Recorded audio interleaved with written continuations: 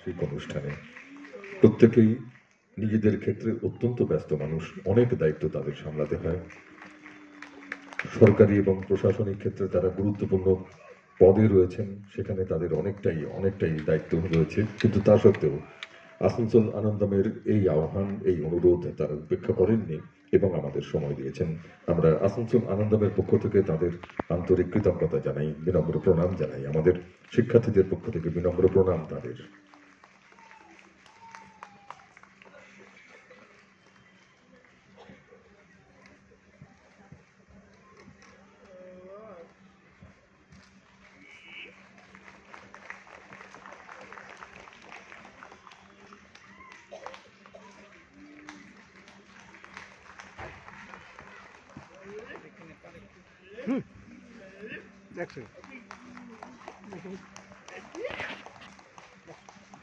বসো